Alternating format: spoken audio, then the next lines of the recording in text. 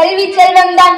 அத்தகைய செல்வத்தை நமக்கு இலவசமாக கொடுத்த பெருந்தலைவர் காமராஜரை பற்றி நான் இங்கு பேச வந்துள்ளேன். தென் தமிழ்நாட்டில் விருதுநகர் மாவட்டத்தில் தந்தை குமாரசுவாமிக்கும் தாயார் சிவகாமி அம்மாளுக்கும் 1903ஆம் ஆண்டு ஜூலை மாதம் 15ஆம் தேதி காமராஜர் பிறந்தார். காமராஜர் தன்னுடைய தொடக்கப்பள்ளி படிப்பை தனது சொந்த ஊரான விருதுநகரில் சத்திரிய வித்யாசாலா என்ற பள்ளியில் பயின்றார்.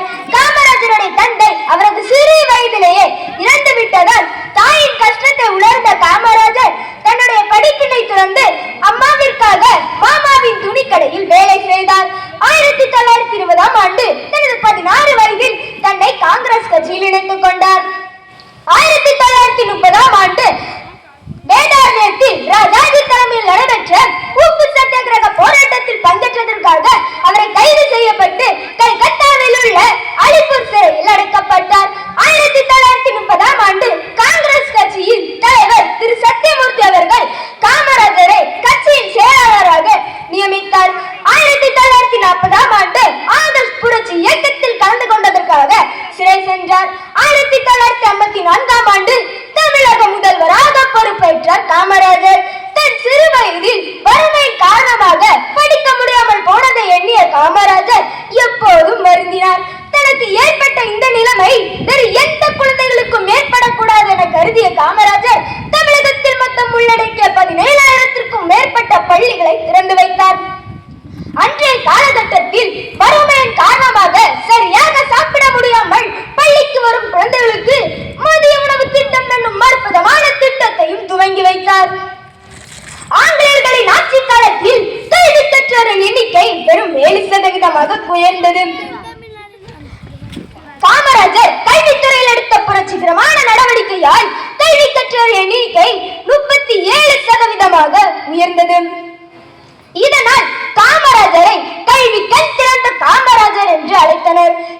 தமிழக இளைஞர்கள் படித்து வேலைக்கு செல்ல நெய்வேலி நிலக்கரி திட்டம், பெரம்பூர் ரயில்பெட்டி தொழிற்சாலை, கல்பாக்கம் அணுமின் நிலையம், சேலம் இரும்புருக்கும் ஆலை போன்ற பல தொழிற்சாலைகளை நிறுவினார் காமராஜர். நம் நாட்டு மக்களுக்காக போராடியதால் காமராஜரை கருப்பு காந்தி, கர்ம வீரர் காமராஜர், பெருந்தலைவர் காமராஜர் போன்ற பல சிறப்பு பெயர்களை கூறி அழைத்தனர். விவசாயம் நாட்டின் முதுகெலும்பு என உணர்ந்த காமராஜர் பவளி திட்டம், மணிமுத்தாறு, அமராவதி, வைகை, கிருஷ்ணகிரி, சாத்தனூர், ஆரண்யாறு போன்ற பல நீர்வள திட்டங்களையும் துவங்கி வைத்தார் காமராஜர். 1954ஆம் ஆண்டு முதல் 1963ஆம் ஆண்டு வரை 9 ஆண்டு காலம் தமிழகத்தை மிக சிறப்பாக ஆட்சி செய்த காமராஜர் பெருவாரியான அரசியல் கட்சிகளில் அரசியல் ரீதியான பொறுப்புகளிலும் இளைஞர்களுக்கு வழிவகுக்கும் விதமாக தன்னுடைய முதல்வர் பதவி காலம் முடிவதற்கு முன்பாகவே தன்னுடைய முதல்வர்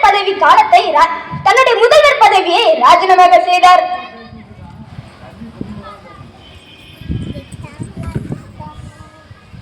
தான் 2 முறை பிரதமராக வாய்ப்புகள் வந்த பொழுதும் அப்பதவியை ஏற்காமல் மற்றவர்களுக்கு விட்டுக் கொடுத்ததால் காமராஜரை கிங் மேக்கர் என்று அழைத்தனர்.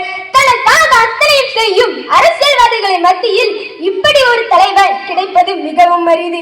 எளிமையான வாழ்க்கையும் தோற்றத்தையும் வாழ்ந்து காட்டிய தியாக செம்மல் கர்ம வீரர் காமராஜர் அவர்கள் தனக்காக சேர்த்து வைத்த சொத்துக்கள் 130 ரூபாய், ஒரு ஜோடி செருப்பு, 4 வேட்டிகள், 4 சட்டைகள் மற்றும் சில புத்தகங்கள். இதுவே காமராஜர் சேர்த்து வைத்த சொத்துக்கள் ஆகும். 1975ஆம் ஆண்டு அக்டோபர் மாதம் 2ஆம் தேதி இவ்வுலகை விட்டு மறைந்தார். இவருடைய உடல் இப்பூமியை விட்டு மறைந்தாலும் இவருடைய புகழ் இவ்வுலகை விட்டு மறையாது.